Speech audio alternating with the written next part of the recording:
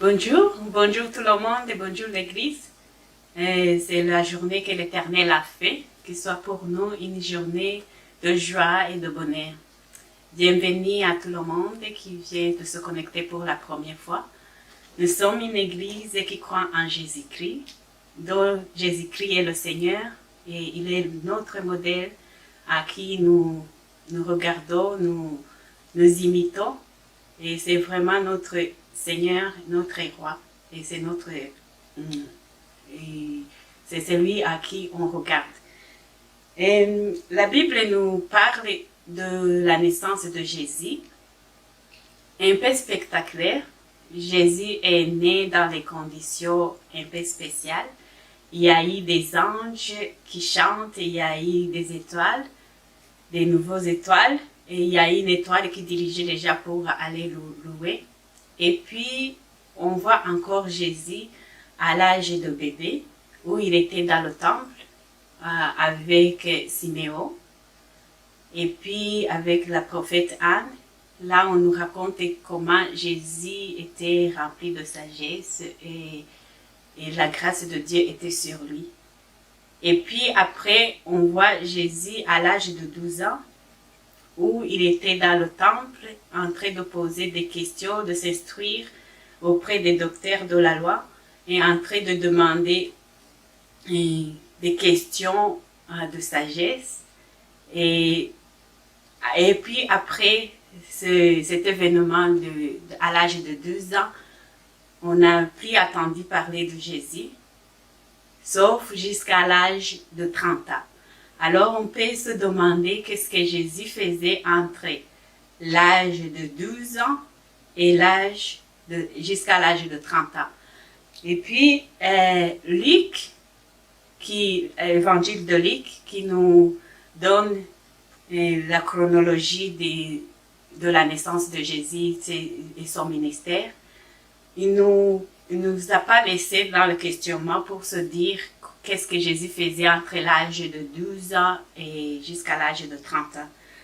Et on va alors lire le verset de Luc, chapitre 2, verset 52. Luc, chapitre 2, verset 52. Ça, c'est là où, après l'événement à l'âge de 12 ans, où ses parents l'avaient perdu, et puis ils les ont retrouvés, et ils sont rentrés à Nazareth. Et puis, Luc nous dit, et Jésus croissait en sagesse, en stature, en grâce devant Dieu et devant les hommes. Donc, entre l'âge de 12 ans et l'âge de 30 ans, qu'est-ce que Jésus faisait? Il croissait en sagesse, en stature, en grâce devant Dieu et devant les hommes. Et comme Jésus est notre modèle, et que nous imitons Jésus, nous aussi, nous devons croire en sagesse, en stature, en grâce devant Dieu et devant les hommes. Et aujourd'hui, le titre de ce message, c'est dit « Croître en sagesse, en stature et en grâce devant les hommes et devant Dieu ». Et on va voir maintenant la partie en sagesse. Comment est-ce qu'on peut croire en sagesse? Et comme Jésus, je vous ai dit, comme Jésus est notre modèle, et qu'est-ce qui me montre qu'il a grandi en sagesse? La Bible nous dit en Matthieu, chapitre 13, verset 54, c'est rendu, ici on parle de Jésus, il s'étant rendu dans sa patrie, il enseigna dans les synagogues, de sorte que ceux qui l'attendaient étaient étonnés et disaient, d'où il vient cette sagesse et des miracles. Donc, à l'âge de 12 ans, on voyait qu'il avait des questions de sagesse. Et ici, quand il enseignait, les gens s'étonnaient en disant, d'où vient cette sagesse que Jésus avait. Donc, on voit que ici, à l'âge adulte, il avait une sagesse qui étonnait les gens. Alors, il avait grandi en sagesse. Alors, quelle sagesse ici on parle? C'est une sagesse qui vient d'en haut, que Dieu donne. Jacques chapitre 3 nous parle de cette sagesse qui vient d'Aaron. La Bible aussi nous parle de comment on peut acquérir cette sagesse. Et il ne nous laisse pas juste imaginer comment on peut acquérir la sagesse, mais plusieurs versets de la Bible nous parlent de comment on peut avoir cette sagesse. Et Psaume 111, verset 10, nous parle « La crainte de l'Éternel est le commencement de la sagesse. » La crainte de l'Éternel est le commencement de la sagesse. Ça nous montre la sagesse qui vient de Dieu. C'est la crainte de l'Éternel. Et Job, lui, va loin, parce qu'il nous dit en Job 28, 28, il dit que la crainte de l'Éternel, c'est la sagesse. Donc, avoir la crainte de l'Éternel, donner-lui un profond respect de sa sainteté, de ses bienfaits, de ses biens, et de sa parole, de ses personnes, avoir un grand respect à Dieu, ça c'est la crainte de l'Éternel. C'est la révérence de l'Éternel. La crainte de l'Éternel, c'est pas avoir peur que si je fais une erreur, là il va plus m'écouter, là il va me punir. Mais la crainte de l'Éternel, c'est un profond respect de ces choses. Et la version se mêle au psaume 111, verset 10, comme on l'a lu. Lui, il dit, la clé de la sagesse, c'est de révéler l'Éternel. Donc, avoir un profond respect à l'Éternel, ça c'est la sagesse. C'est Dieu qui donne de la sagesse. Donc, si on a un profond respect à l'Éternel, un profond respect à ses paroles, un profond respect à son ministère, à sa parole, à son temps, là, on a la sagesse. C'est ça que la Bible nous dit. C'est la clé de la sagesse, de révéler l'Éternel. Et la Bible aussi nous dit que l'humilité aussi, si on est humble, on a la sagesse. Et ça, c'est en Jacques, où on nous parle de la sagesse de Dieu, c'est avec l'humilité. Mais aussi, la sagesse vient de la parole de Dieu. Et le Proverbe, chapitre 2, verset 6, dit « La sagesse vient de l'Éternel. De sa bouche sortent des connaissances et intelligence. » La sagesse vient de la parole de Dieu. Si on s'applique à écouter la parole de Dieu, si on s'applique à étudier la parole de Dieu, alors la sagesse va venir. Et la sagesse dont on parle ici, c'est pas la sagesse qu'on peut qualifier religieuse, mais c'est la sagesse dans tous les domaines. Si on lit un proverbe, tout le livre de Proverbes, on va voir plusieurs exemples de cette sagesse qu'on nous parle. C'est dans la sagesse dans le domaine relationnel, c'est la sagesse dans le domaine de travail, c'est la sagesse dans le domaine de famille, c'est la sagesse dans le domaine comment on traite le conjoint. Donc, c'est vraiment la sagesse dans tous les domaines. C'est pas une sagesse seulement caractère religieux, mais c'est la sagesse qui dirige notre vie. Donc, cette sagesse-là, il vient de la crainte de l'Éternel. Il vient de la parole de l'Éternel. La clé de cette sagesse, c'est l'humilité. Et puis, on voit ici, Jacques nous dit, s'éloigner de la jalousie, de disputes, d'un esprit amer, des mensonges. Si on s'éloigne de cela, on aura la sagesse. Mais de se revêtir d'un esprit pur, modélé, conciliable, plein de bonté, sans hypocrisie, et là, nous accueillerons la sagesse. Jacques, chapitre 3, du 13e verset à 18. Si vous lisez, vous allez avoir cette sagesse, comment il est pur, il est sans hypocrisie, il est sans jalousie, sans dispute. Donc, si vous voulez accueillir avoir, grandir dans la sagesse. Ayez la crainte de l'Éternel. Connectez-vous à sa parole. Méditez sa parole jour et nuit. Et vous pouvez lire ces livres de la Bible qualifiés comme les livres de sagesse. Job, Psaume, Proverbes, Ecclésiaste, Cantique des Cantiques. Tous ces livres sont qualifiés de sagesse. Si on s'applique à lire régulièrement ces livres, la sagesse de Dieu va venir. Si on a la crainte et le respect profond de Dieu, on aura la sagesse qui vient de Dieu. Et puis, on a vu que Jésus aussi a grandi en stature. Et ici, je ne vais pas beaucoup développer la partie stature parce qu'on a eu beaucoup de messages sur ça. Parce que ça, c'est comme nous sommes le corps du Christ et que chacun a un rôle dans le corps du Christ. On a eu ce message dans les semaines passées où Sandy nous a vraiment développé comment on est le corps du Christ, comment on travaille ensemble en tant que corps du Christ. Là, c'est là où on grandit. Et le corps du Christ physiquement grandit quand les membres de l'Église travaillent ensemble, que chacun dans son rôle, et chacun il fait son rôle, et chacun, ils ne peuvent pas dire si je suis pas la tête, comme je suis la main, alors moi je suis pas important, mais chaque partie est importante, ils travaillent. Donc si tu as un dos, juste un dos de chanter, tu peux chanter. Si tu as un de diriger, tu peux diriger. Même si tu connais pas ton dos, si juste tu viens dans la prière, juste ta présence peut donner un encouragement à quelqu'un d'autre. Ça aussi, c'est un don de donner le courage aux autres qui sont ensemble. Donc, ça, vraiment, ça a été développé par Sandy et par Yves. Si vous voulez, vous pouvez aller encore regarder ces messages.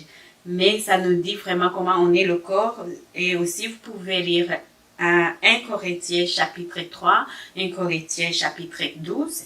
Tout ça, ça explique comment on est un seul corps et qu'on travaille ensemble et que personne ne peut pas dire si je suis pas la tête, si je suis pas les yeux, je peux pas travailler. Donc, ça, on grandit quand on travaille ensemble et quand chacun fait son dos comme Dieu lui a donné.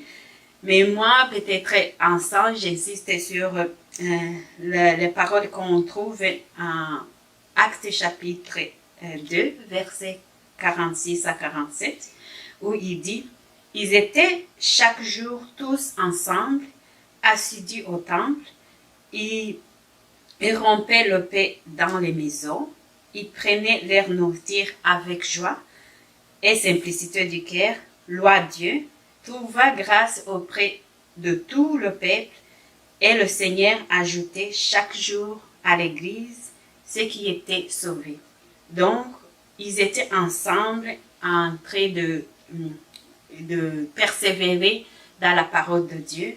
Ils faisaient la communion dans leur maison, dans le temple, et ils prenaient la nourriture avec la joie et ils louaient Dieu. Si on fait cela, si on se met ensemble, comme chacun a un dos, chacun fait ce que utilise le don que le Seigneur lui a donné, et avec cette unité, avec cette communion, l'Église va grandir. Le Seigneur va ajouter des personnes chaque jour. Donc, on va aussi grandir en stature comme Jésus avait grandi en stature. Donc, persévérer dans les enseignements des apôtres, dans la communion fraternelle, et chaque jour, le Seigneur va ajouter.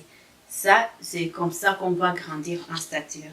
Et puis, on arrive à Jésus grandissait en faveur ou en grâce devant Dieu et devant les hommes. Plusieurs versets, le mot qui a été écrit grâce, ça a été traduit quelquefois par le mot faveur. Mais ici, je vais utiliser grâce. Donc, Jésus aussi grandissait en grâce devant Dieu et devant les hommes. Qu'est-ce qui nous dit que Jésus a grandi en grâce? Toujours la Bible nous parle. En Jean chapitre 1 verset 14, ça dit, la parole a été faite chair, elle a habité parmi nous, pleine de grâce et de vérité.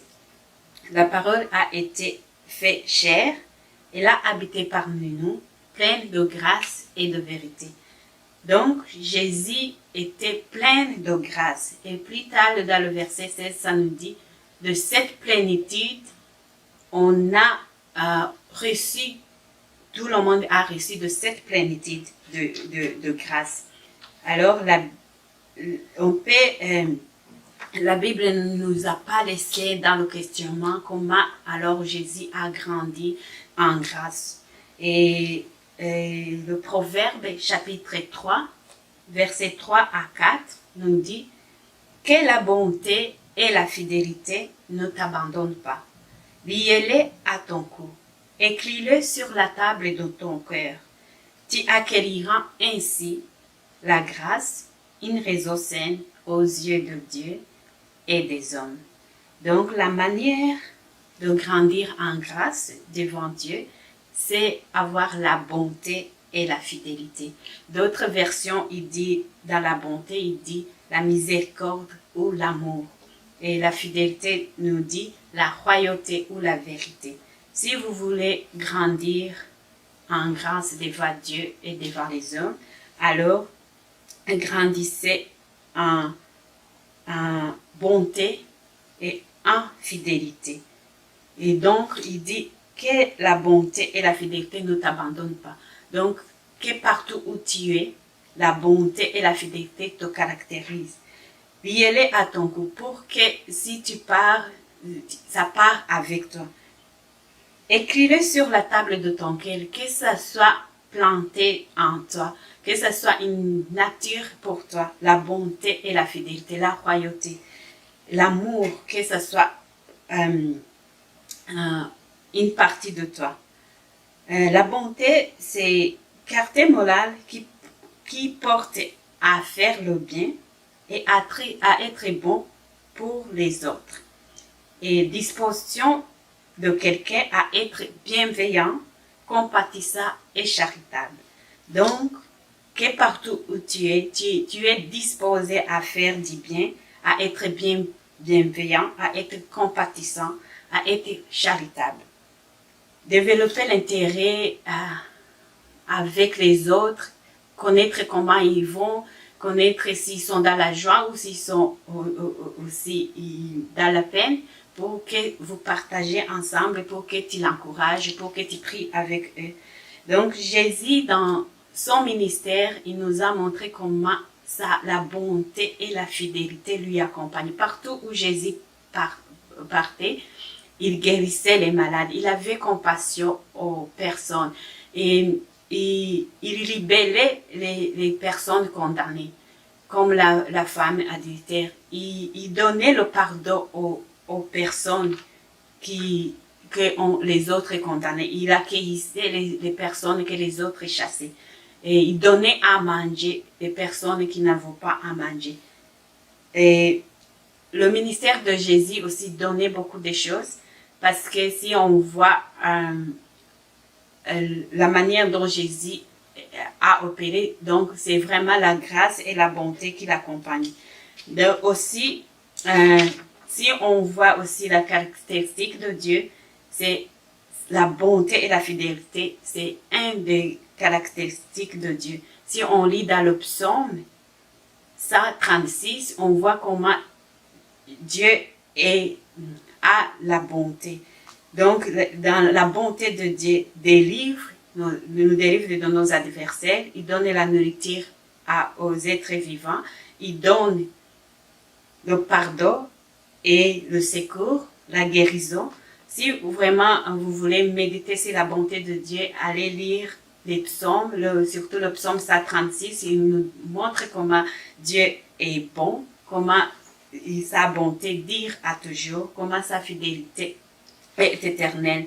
Alors, si on se remplit de la bonté de Dieu, si on médite sur la bonté de Dieu, alors ça va entrer en nous et ça va sortir naturellement de voir la bonté aux autres personnes qui nous entourent.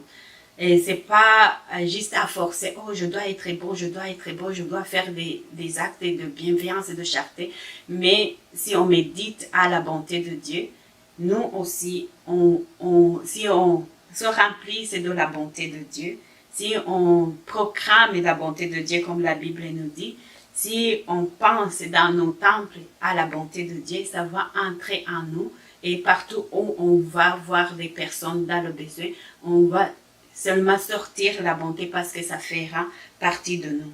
Donc, je vais conclure en disant que si on veut grandir comme Jésus a grandi en sagesse, en stature et en grâce, alors ayez la crainte de l'Éternel.